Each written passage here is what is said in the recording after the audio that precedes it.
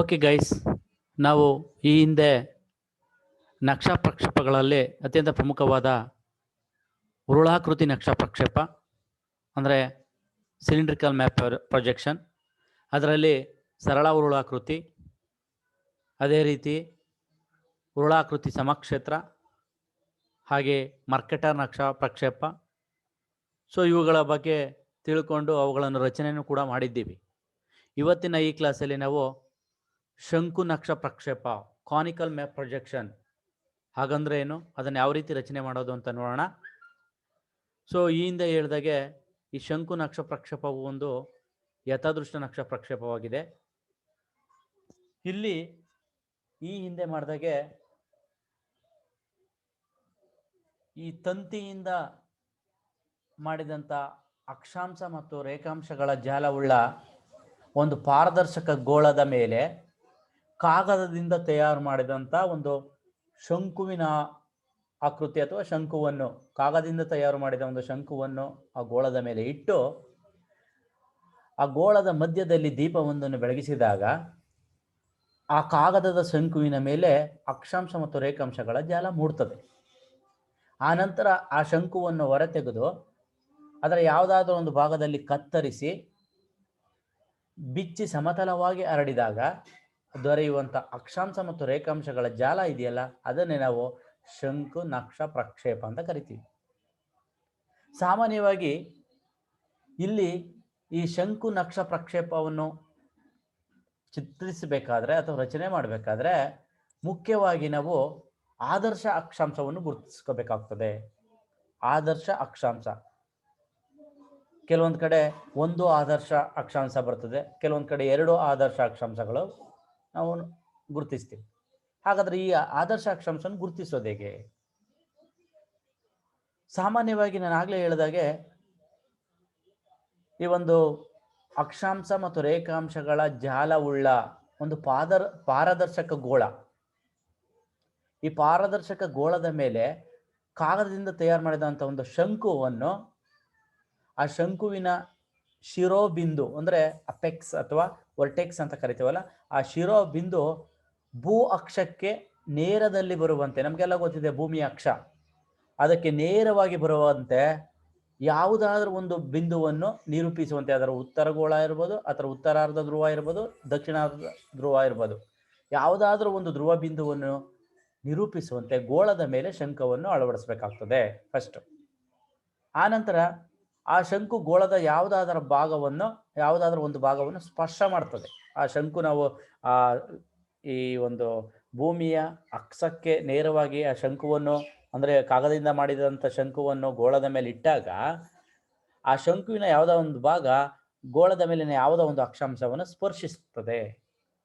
ಆ ಸ್ಪರ್ಶಿಸುವ ಅಕ್ಷಾಂಶವನ್ನೇ ನಾವು ಆದರ್ಶ ಅಕ್ಷಾಂಶ ಅಂತ ತಗೊಂತೀವಿ. ಆ ಶಂಕ ಸ್ಪರ್ಶ ಮಾಡ್ತದಲ್ಲ, ಅದನ್ನು ಆದರ್ಶ ಅಕ್ಷಾಂಶ ಅಂತ ತಗೋತೀವಿ. ಇಲ್ಲಿ ಮಾಪಕ ಅಂದ್ರೆ ಸ್ಕೇಲು ಆದರ್ಶ ಅಕ್ಷಾಂಶದ ಉದ್ದಕ್ಕೂ ಕರೆಕ್ಟ್ ಆಗಿರ್ತದೆ. ಅಂದ್ರೆ ಗ್ಲೋಬ್ ಮೇಲೆ ಎಷ್ಟು ಮಾಪಕ ಯಾವ ರೀತಿ ಇರ್ತದೋ ಅದೇ ರೀತಿ ಮಾಪಕ ಸರಿಯಾಗಿರ್ತದೆ ಎಲ್ಲಿ ಆದರ್ಶ ಅಕ್ಷಾಂಶದ ಉತ್ತರ. ಆದರೆ ಅದರ ದೂರ ಹೋದಂತೆ, ಆದರ್ಶ ಅಕ್ಷಾಂಶದಿಂದ ದೂರ ಹೋದಂತೆ ಈ ಒಂದು ಮಾಪಕ ಏನಾಗ್ತದೆ, ಹೆಚ್ಚಾಗ್ತಾ ಹೋಗ್ತಾ ಇರ್ತದೆ. ಇದೇ ರೀತಿ ರೇಖಾಂಶಗಳಲ್ಲೂ ಸಹ ಕಂಡು ಬರ್ತದೆ. ಆದರ್ಶ ಅಕ್ಷಾಂಶ ಹತ್ರ ಕರೆಕ್ಟ್ ಆಗಿರ್ತದೆ. ಭೂಮಿ ಮೇಲೆ ನಿಜವಾದ ಗ್ಲೋಬ್ ಮೇಲೆ ನಾವೇನೋ ಅಂತರ ಅಥವಾ ಮಾಪಕವನ್ನು ನೋಡ್ತೀವೋ ಅಷ್ಟೇ ಮಾಪಕ ಆದರ್ಶ ಅಕ್ಷಾಂಶದ ಹತ್ರ ಇರ್ತದೆ. ಆದರೆ ಆದರ್ಶ ಅಕ್ಷಾಂಶದಿಂದ ದೂರ ಹೋದಂತೆ ಆ ಮಾಪಕದಲ್ಲಿ ವ್ಯತ್ಯಾಸ ಆಗ್ತದೆ. ರೇಖಾಂಶಗಳಲ್ಲಿ ಇರ್ಬೋದು, ಅಕ್ಷಾಂಶಗಳಲ್ಲಿ ಇರ್ಬೋದು, ಸಾಮಾನ್ಯವಾಗಿ ಹೆಚ್ಚಾಗ್ತಾ ಹೋಗ್ತಾ ಇರ್ತದೆ. ಹೀಗಾಗಿ ನಿರೂಪಿಸಬಹುದಾದಂಥ ಪ್ರದೇಶಗಳ ಆಕಾರವು ಆದರ್ಶ ಅಕ್ಷಾಂಶಗಳ ಬಳಿ ಸರಿಯಾಗಿದ್ದು ಅಲ್ಲಿಂದ ದೂರ ಹೋದಂತೆ ಏನಾಗ್ತದೆ, ವ್ಯತ್ಯಾಸ ಆಗ್ತದೆ. ಸಾಮಾನ್ಯವಾಗಿ ಇಲ್ಲಿ ನಾವು ಶಂಕು ನಕ್ಷಾ ಪ್ರಕ್ಷೇಪ ಅಥವಾ ಕಾನಿಕಲ್ ಮ್ಯಾಪ್ ಪ್ರೊಜೆಕ್ಷನ್ ಅಂತ ಏನು ಕರಿತೀವಿ, ಇದರ ರಚನೆಯಲ್ಲಿ ಒಂದು ಅಥವಾ ಎರಡು ಆದರ್ಶ ಅಕ್ಷಾಂಶಗಳನ್ನು ಬಳಸ್ಕೊತೀವಿ. ಕೆಲವೊಂದರಲ್ಲಿ ಒಂದು ಆದರ್ಶ ಅಕ್ಷಾಂಶ, ಕೆಲವೊಂದರಲ್ಲಿ ಎರಡು ಆದರ್ಶ ಅಕ್ಷಾಂಶವನ್ನು ನಾವು ಬಳಸ್ಕೊತೀವಿ. ಈ ಆದರ್ಶ ಅಕ್ಷಾಂಶಗಳು ಸಾಮಾನ್ಯವಾಗಿ 40ರಿಂದ 50 ಡಿಗ್ರಿ ಅಕ್ಷಾಂಶಗಳ ಪ್ರದೇಶ ಆಗಿರ್ಬೋದು, ಅಥವಾ ಮಧ್ಯ ಅಕ್ಷಾಂಶ ಅಂತ ಏನು ಕರಿತೀವೋ ಅವು ಇರ್ಬೋದು, ಅಥವಾ ಸಮಶೀತೋಷ್ಣ ವಲಯ ಪ್ರದೇಶ ಆ ಒಂದು ಮಿತಿಯಲ್ಲಿ ತೆಗೆದುಕೊಂಡ್ರೆ ಉತ್ತಮವಾಗಿರ್ತದೆ ಈ ಶಂಕು ನಕ್ಷ ಪ್ರಕ್ಷೇಪ. ಹಾಗಾದರೆ ಇದರ ಗುಣಲಕ್ಷಣಗಳನ್ನು ನೋಡೋದಾದರೆ, ಸಾಮಾನ್ಯವಾಗಿ ಈ ಶಂಕು ನಕ್ಷ ಪ್ರಕ್ಷೇಪದಲ್ಲಿ ಅಕ್ಷಾಂಶಗಳು ಏಕಕೇಂದ್ರದಿಂದ ಎಳೆಯಲ್ಪಟ್ಟ ಚಾಪ ವೃತ್ತ ಅಥವಾ ವೃತ್ತಚಾಪಗಳಾಗಿರುತ್ತವೆ. ಇಲ್ಲಿ ಅಕ್ಷಾಂಶಗಳೆಲ್ಲ ಏಕಕೇಂದ್ರದಿಂದ ಅಥವಾ ಧ್ರುವ, ಅದು ಉತ್ತರ ಧ್ರುವ ಇರ್ಬೋದು, ದಕ್ಷಿಣ ಧ್ರುವ ಇರ್ಬೋದು. ಉದಾಹರಣೆ ನೋಡಿ, ಇಲ್ಲಿ ನಾನು ತೋರಿಸ್ತೀನಿ. ಈಗ ಒಂದು ಲಂಬ ರೇಖೆ, ಇದು ರೇಖಾಂಶವನ್ನು ಹೇಳ್ಕೊಂಡಿರ್ತೀವಿ. ಆದರ್ಶ ರೇಖೆ ಅಂದ್ಕೊಳ್ಳಿ. ಇದು ಫಾರ್ ಎಕ್ಸಾಂಪಲ್ ಇದು ಆದರ್ಶ ರೇಖಾಂಶ, ಆದರ್ಶ ಅಕ್ಷಾಂಶ. ಈ ಆದರ್ಶ ಅಕ್ಷಾಂಶ ಅದೇ ರೀತಿ ಈ ಒಂದು ಧ್ರುವ ಬಿಂದು, ಇದು ಉದಾಹರಣೆ ಕೆ ಎಲ್ ಅನ್ಕೊಳ್ಳಿ.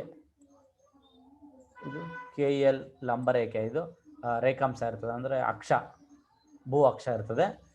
ಈ ಕೆ ಉತ್ತರ ಧ್ರುವ ಬಿಂದು ಅಂದ್ಕೊಳ್ಳಿ ಎಕ್ಸಾಂಪಲ್ಲು. ಇದು ಎಮ್ ಎನ್ ಒ ಅಥವಾ ಎಮ್ ಒ ಎನ್ ಅಂತ ಅನ್ಕೊಳ್ಳಿ, ಎಮ್ ಎನ್ ಒ. ಇದು ಆದರ್ಶ ಅಕ್ಷಾಂಶ. ಸೊ ಈಗ ನಾವು ಈ ಆದರ್ಶ ಅಕ್ಷಾಂಶದಿಂದ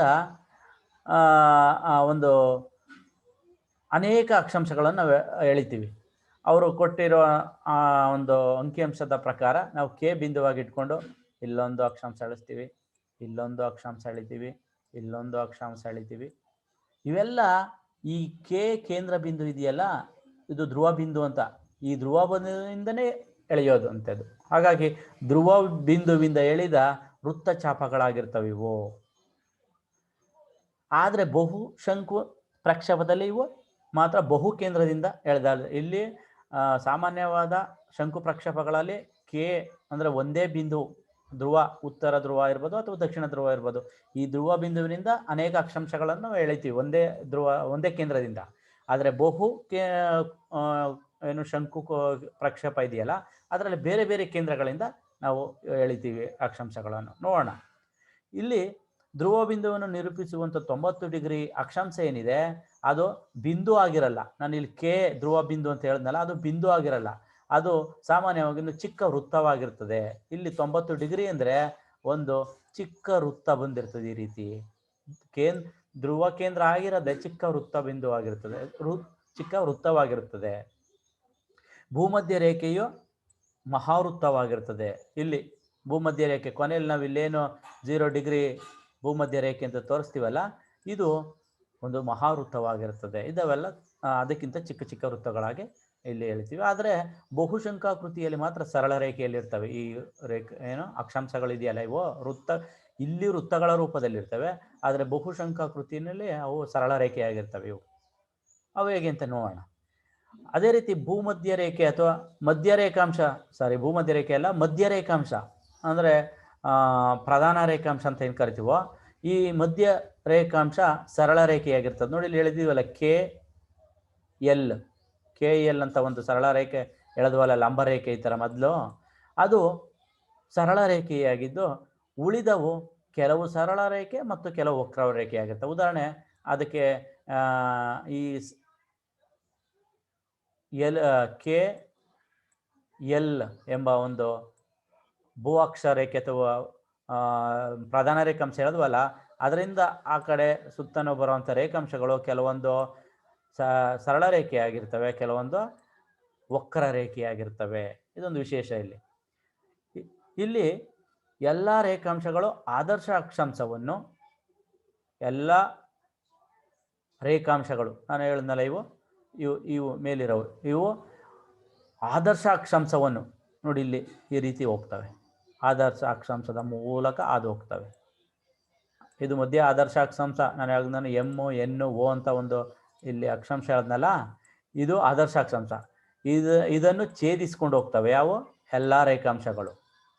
ಅದೇ ರೀತಿ ಎಲ್ಲ ಅಕ್ಷಾಂಶಗಳು ಕೂಡ ಭೂಮಧ್ಯ ರೇಖೆ ಅಥವಾ ಪ್ರಧಾನ ರೇಖಾಂಶ ಅಂತ ನಾನು ಮೊದಲು ಕೆ ಎಲ್ ಅಂತ ಹಾಕಿದ್ದೀನಲ್ಲ ಮಧ್ಯ, ಅದನ್ನು ಛೇದಿಸ್ಕೊಂಡು ಎಲ್ಲ ಅಕ್ಷಾಂಶಗಳು ನೋಡಿ ಇಲ್ಲಿ ಆದರ್ಶ ಅಕ್ಷಾಂಶ ಇರ್ಬೋದು, 90 degree, 80 degree, 45 degree, 10 degree, 0 degree ಎಲ್ಲನೂ ಕೂಡ ಆ ಒಂದು ಪ್ರಧಾನ ರೇಖಾಂಶವನ್ನು ಛೇದಿಸ್ಕೊಂಡು ಸಮಕೋನದಲ್ಲಿ ಛೇದಿಸ್ಕೊಂಡು ಹೋಗ್ತವೆ. ಇಲ್ಲಿ ಅಕ್ಷಾಂಶ ಮತ್ತು ರೇಖಾಂಶಗಳು ಸಮಕೋನದಲ್ಲಿ ಛೇದಿಸಿರ್ತವೆ.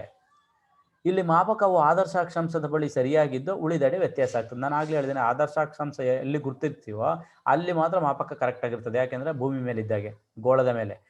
ಬೇರೆ ಕಡೆ ಒಂದು ಸ್ವಲ್ಪ ವ್ಯತ್ಯಾಸ ಆಗ್ತದೆ.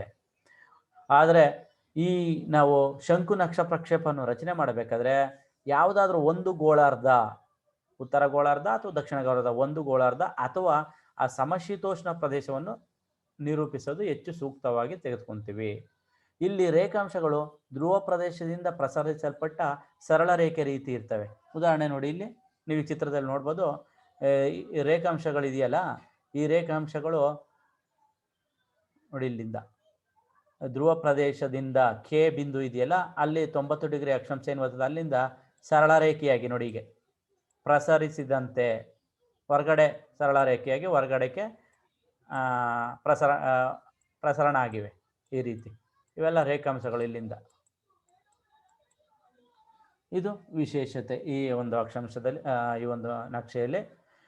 ಸೊ ಆದರೆ ಅವುಗಳ ನಡುವಿನ ಅಂತರ ಇದೆಯಲ್ಲ, ಯಾವುದೋ ರೇಖಾಂಶಗಳ ನಡುವಿನ ಅಂತರ ಈ ಒಂದು ಧ್ರುವದ ಕಡೆ ಹೋದಂತೆ, ಅಂದರೆ ಭೂಮಧ್ಯ ರೇಖೆ ಅಥವಾ ಸಮಭಾಜಕ ರೇಖೆ ಏನು ಇಲ್ಲಿ ನೋಡಿ, ಉದಾಹರಣೆ ಎಲ್ಲು ಇದೆಯಲ್ಲ, ಇಲ್ಲಿ ಓ ಅಥವಾ 0 ಡಿಗ್ರಿ ಅಂತ ನಾವೇನು ಕರಿತೀವಿ, ಇಲ್ಲಿ 0 ಡಿಗ್ರಿ ನೋಡಿ, 0 degree, 15 degree, 30 degree, 45 degree, 60 degree, 75, ಇವೆಲ್ಲ ಏನು ಅಕ್ಷಾಂಶಗಳು.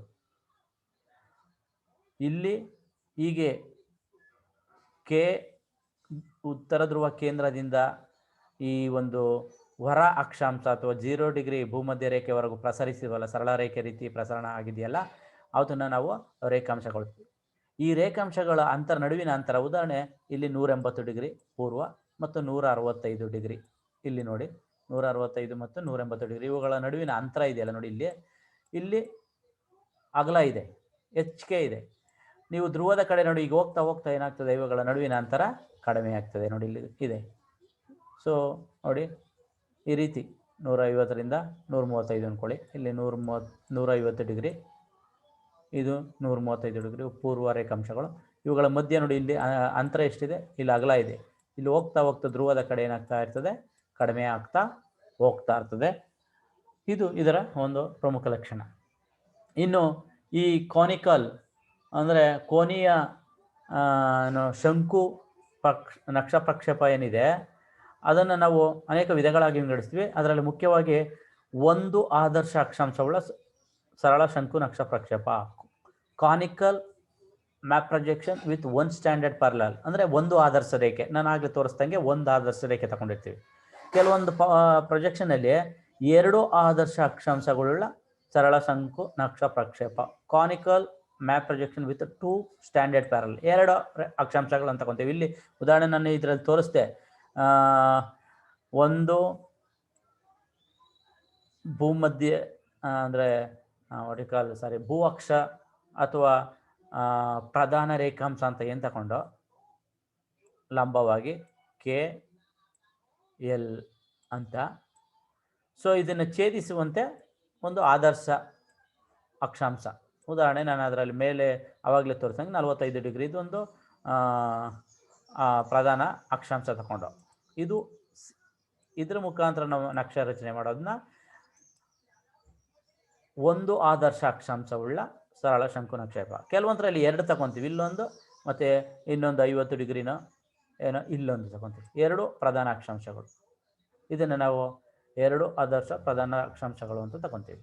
ಅದೇ ರೀತಿ ಬಾನ್ನ ನಕ್ಷ ಪ್ರಕ್ಷೇಪ, ಬಾನ್ಸ್ ಪ್ರೊಜೆಕ್ಷನ್ ಅಂತ ಕರಿತೀವಿ. ಬಹು ಶಂಕು ನಕ್ಷ ಪ್ರಕ್ಷೇಪ, ಪಾಲಿಕಾನಿಕಲ್ ಮ್ಯಾಪ್ ಪ್ರೊಜೆಕ್ಷನ್, ಅಂತಾರಾಷ್ಟ್ರೀಯ ನಕ್ಷ ಪ್ರಕ್ಷೇಪ. ಹೀಗೆ 5 ಅನೇಕ ವಿಧಗಳನ್ನು ನೋಡ್ತೀವಿ. ಅದರಲ್ಲಿ ಪ್ರಮುಖವಾಗಿ ಒಂದೊಂದಾಗಿ ನಾವು ಕೆಲವೊಂದು ಡಿಸ್ಕಸ್ ಮಾಡೋಣ. ಮೊದಲನೇದಾಗಿ ಒಂದು ಆದರ್ಶ ಅಕ್ಷಾಂಶವುಳ್ಳ ಸರಳ ಶಂಕು ನಕ್ಷ ಪ್ರಕ್ಷೇಪ ಅಂದರೆ ಒಂದು ಆದರ್ಶ ಅಕ್ಷಾಂಶವನ್ನು ತಗೊಳ್ಳೋದಿಲ್ಲ ಅಷ್ಟೇನೆ. ಇಲ್ಲಿ ಇದರ ರಚನೆ ಒಂದು ಆದರ್ಶ ಅಕ್ಷಾಂಶವನ್ನು ಆಧರಿಸಿದೆ. ರೈಟ್. ಉದಾಹರಣೆ ಇಲ್ಲಿ ಕೊಟ್ಟಿದ್ದಾರೆ ನೋಡೋಣ. ಅವರು ಉತ್ತರಾರ್ಧ ಗೋಳವನ್ನು ಪ್ರತಿನಿಧಿಸುವಂತೆ 2.5 ಸೆಂಟಿಮೀಟರ್ ಸಂಕ್ಷೇಪಿಸಿದ ತ್ರಿಜ್ಞ, ಜ್ಞಾಪಕ ಇರಲಿ, ಸಂಕ್ಷೇಪಿಸಿದ ಭೂತ್ರಿಜ್ಯ ಎಷ್ಟಿದೆ, 2.5 ಸೆಂಟಿಮೀಟರ್ ಇದೆ. ಹಾಗೂ ಅಕ್ಷಾಂಶ ಮತ್ತು ರೇಖಾಂಶಗಳ ಅಂತರ 15 ಡಿಗ್ರಿ ಸೆಂಟಿಗ್ರೇಡ್ ಇದೆ, ಜ್ಞಾಪಕ ಇರಲಿ. 15 ಡಿಗ್ರಿ ಇದೆ. ಅಕ್ಷಾಂಶ ಮತ್ತು ರೇಖಾಂಶಗಳ ಮಧ್ಯಂತರ 15 ಡಿಗ್ರಿ. ಮತ್ತು ಆದರ್ಶ ಅಕ್ಷಾಂಶ 45 ಡಿಗ್ರಿ ಉತ್ತರ ಇದೆ. ಇಷ್ಟು ಕೊಟ್ಟಿದ್ದಾರೆ. ಇದನ್ನು ಬಳಸ್ಕೊಂಡು ಒಂದು ಆದರ್ಶ ಅಕ್ಷಾಂಶವುಳ್ಳ ಸರಳ ಶಂಕು ನಕ್ಷ ಪ್ರಕ್ಷೇಪವನ್ನು ರಚಿಸಿ. ಯಾವುದನ್ನ ಉತ್ತರಾರ್ಧ ಗೋಳವನ್ನು ಪ್ರತಿನಿಧಿಸುವಂತೆ ಈ ರೀತಿ ನಾವು ಉದಾಹರಣೆ ನೋಡಿ, ಇಲ್ಲಿ ಇದೆಯಲ್ಲ ಈ ಚಿತ್ರದಲ್ಲಿ. ಈ ರೀತಿ ನಾವು ಒಂದು ಒಂದು ಆದರ್ಶ ಶಂಕು ನಕ್ಷ ಪ್ರಕ್ಷೇಪವನ್ನು ರಚನೆ ಮಾಡಬೇಕಾಗ್ತದೆ. ನೋಡಿ ಈ ಚಿತ್ರದಲ್ಲಿ ನೋಡ್ಬೋದು. ಸೊ ಹೇಗೆ ಮಾಡೋದಿತ್ತು ಅಂತ ನೋಡೋಣ. ಮೊದಲು ಅವರು ಹೇಳಿರೋದರೆ ಏನು 2.5 ಸೆಂಟಿಮೀಟರ್ ಏನದು ಸಂಕ್ಷೇಪಿಸಿದ ಭೂತ್ರಿಜ್ಯ. ಜ್ಞಾಪಕ ಇರಲಿ, ತ್ರಿಜ್ಯ ಅವ್ರು ಕೊಟ್ಟಿರೋದು ತ್ರಿಜ್ಯ 2.5 ಸೆಂಟಿಮೀಟರ್. ಓಕೆನಾ? ಸೊ ಅದಾದಮೇಲೆ ನಾವು ಅವ್ರು ಕೊಟ್ಟಿರುವಂಥ ಅಕ್ಷಾಂಶ ಮತ್ತು ರೇಖಾಂಶದ ಮಧ್ಯಂತರ. ಜ್ಞಾಪಕ ಇರಲಿ, ಮಧ್ಯಂತರ ಎಷ್ಟಿದೆ ಇಲ್ಲಿ? ಮಧ್ಯಂತರ 15 ಡಿಗ್ರಿ ಇದೆ ಅವ್ರು ಕೊಟ್ಟಿರೋದು. ಓಕೆ, ಅದಾದಮೇಲೆ ಅವ್ರು ಕೊಟ್ಟಿರುವಂಥ ಆದರ್ಶ ಅಕ್ಷಾಂಶ ಯಾವ್ದು ತಗೋಬೇಕು? ಆದರ್ಶ ಅಕ್ಷಾಂಶ.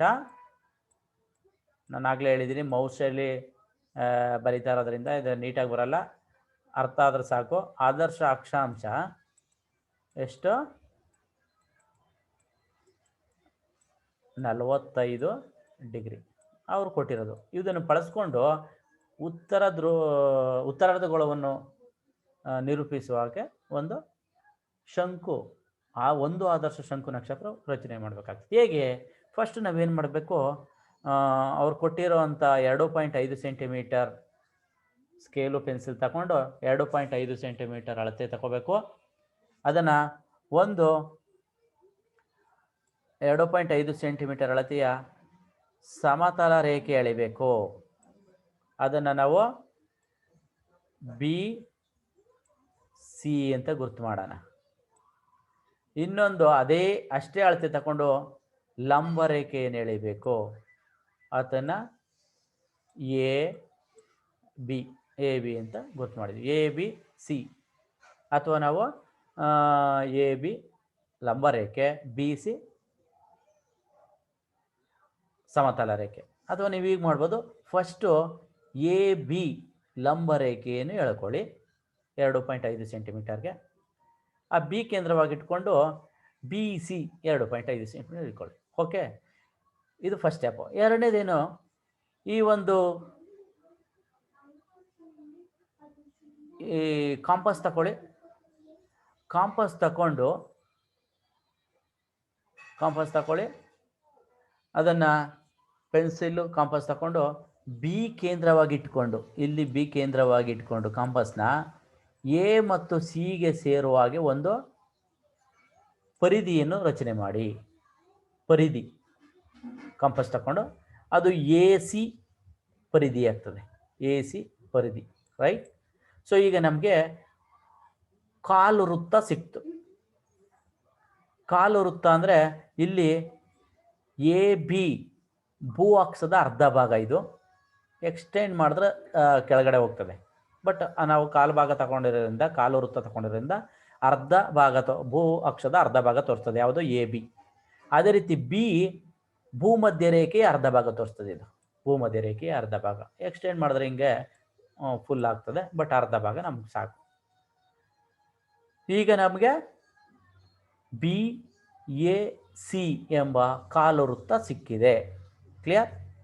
ನೆಕ್ಸ್ಟ್ ನೀವೇನು ಮಾಡಬೇಕು, ಅವ್ರು ಕೊಟ್ಟಿರೋಂಥ 15 ಡಿಗ್ರಿ ಇದೆಯಲ್ಲ, 15 ಡಿಗ್ರಿ ಕೋನ ಮಾಪಕ ತಗೊಳ್ಳಿ. BC ಮೇಲೆ ಇಟ್ಕೊಂಡು C0 ಮಾಡಿಕೊಂಡು ಕೋನ ಮಾಪಕದಲ್ಲಿ ಅದರ ಪರಿಧಿ ಮೇಲೆ, AC ಪರಿಧಿ ಮೇಲೆ 15 ಡಿಗ್ರಿ ಗುರ್ತು ಮಾಡಿ, ಪಾಯಿಂಟ್ ಇಡಿ. ಇದು 15 ಡಿಗ್ರಿ. ಜ್ಞಾಪಕ ಇರಲಿ, 15 ಡಿಗ್ರಿ ಏನಿದೆ ಇದನ್ನು B ಇಂದ ಒಂದು ಕೋನೀಯ ರೇಖೆಯನ್ನು ಎಳೆಯಿರಿ. ಆ ಬಿಂದುಗೆ 15 ಡಿಗ್ರಿಗೆ ಏನು ಗುರುತು ಮಾಡಿದ್ರು, B ಇಂದ ಒಂದು ಕೋನೀಯ ರೇಖೆ ಎಳೆಯಿರಿ. ಸೊ ಇದಕ್ಕೆ ನಾವು ಏನಾದರೂ ಒಂದು ಕೊಡಿ, D ಕೊಡಿ, D ಅಂತ ಕೊಡೋಣ, ರೈಟ್? ಸೊ ಇದು 45 ಡಿಗ್ರಿ 15 ಡಿಗ್ರಿ. ಜ್ಞಾಪಕ ಇರಲಿ, 15 ಡಿಗ್ರಿ ಅವ್ರು ಕೊಟ್ಟಿರೋದು. ಎರಡನೇದಾಗಿ ಅವ್ರು ಕೊಟ್ಟಿರುವಂಥ 45 ಡಿಗ್ರಿ ಆದರ್ಶ ಅಕ್ಷಾಂಶ ಇದೆಯಲ್ಲ, ಅದೇ ರೀತಿ ಕೋನಮಾಪಕ ಅಲ್ಲೇ ಇಟ್ಕೊಂಡು 45 ಡಿಗ್ರಿಗೆ AC ಪರಿಧಿ ಮೇಲೆ ಒಂದು ಬಿಂದುವನ್ನು ಗುರುತು ಮಾಡಿ. ಆ ನಂತರ ಆ ಬಿಂದುವಿಗೆ ನೀವೇನು ಮಾಡ್ತೀರಿ, ಇ ಅಂತ ಕೊಡಿ, ಇ ಅಂತ ಹೆಸರು ಕೊಡಿ ಬಿಂದುವಿಗೆ. ಆ ನಂತರ ಎಗೇನ್ ಬಿ ಕೇಂದ್ರವಾಗಿಟ್ಕೊಂಡು ಒಂದು ಕೋನೀಯ ರೇಖೆಯನ್ನು ಎಳೆದು ಸೇರಿಸಿ. ಸರಿ, ಮೌಸಲ್ಲಿ ಸರಿಯಾಗಿ ಬರಲ್ಲ, ಇಲ್ಲಿಗೆ ಹೀಗೆ ಕೋನೀಯ ರೇಖೆಯನ್ನು ಎಳೆದು ಸೇರಿಸಿ. ಓಕೆನಾ? ಈಗ ನಮಗೆ ಎ ಸಿ ಪರಿಧಿಯ ಮೇಲೆ ಒಂದು ಡಿ 15 ಡಿಗ್ರಿಗೆ, ಇನ್ನೊಂದು ಇ 45 ಡಿಗ್ರಿಗೆ ಎರಡು ಕೋನೀಯ ರೇಖೆಗಳನ್ನು ಎಳ್ಕೊಂಡಿದ್ದೀವಿ. ರೈಟ್, ಗೊತ್ತಾಯ್ತು ಇಲ್ಲಿಗೆ. ನಂತರ ನೀವೇನು ಮಾಡ್ತೀರಾ, ಆದರ್ಶ ರೇಖೆ ಬೇಕಲ್ಲ ನಮಗೆ, ಆದರ್ಶ ಅಕ್ಷಾಂಶ. ಆಗ ನೀವೇನು ಮಾಡ್ತೀರಾ, ಈ ಬಿಂದುವನ್ನು, ಈ ಬಿಂದು ಇದೆಯಲ್ಲ 45 ಡಿಗ್ರಿ, ಇದನ್ನು ಸ್ಪರ್ಶಿಸುವಂತೆ ಒಂದು ಲಂಬವಾದ ರೇಖೆಯನ್ನು ಎಳಿಬೇಕು. ಅದನ್ನು ಸ್ಪರ್ಶಿಸಬೇಕು. ಲಂಬ ರೇಖೆ ಅಂದರೆ ಹಿಂಗೆ ಸ್ಟ್ರೈಟ್ ಎಳೆಯೋದಲ್ಲ, ಅದನ್ನು ಸ್ಪರ್ಶ ಮಾಡ್ಕೊಂಡು ಹೋಗುವಂಗೆ ಕೆಳಗಡೆಯಿಂದ ಒಂದು ಲಂಬ ರೇಖೆಯನ್ನು ಈ ರೀತಿ ಎಳೆಯಿರಿ. ರೈಟ್, ಸ್ಟ್ರೈಟಾಗೆ ಈ ರೀತಿ ಎಳೆಯಿರಿ. ಆ ನಂತರ ಈ ಎ ಬಿ ರೇಖೆ ಇದೆಯಲ್ಲ, ಅಥವಾ ಬಿ ಎ ಭೂ ಅಕ್ಷ, ಇದನ್ನು ಎಕ್ಸ್ಟೆಂಡ್ ಮಾಡಿ, ವಿಸ್ತರಿಸಿ.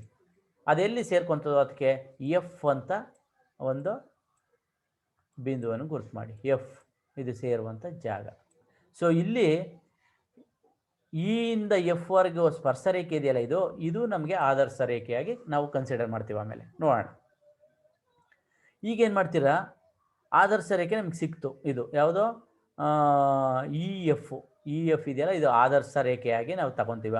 ಅದರ ಅಳತೆ ಏನಿದೆಯೋ ಅದನ್ನೇ ಆದರ್ಶ ರೇಖೆಯಾಗಿ ತಗೊಂಡು ನಾವು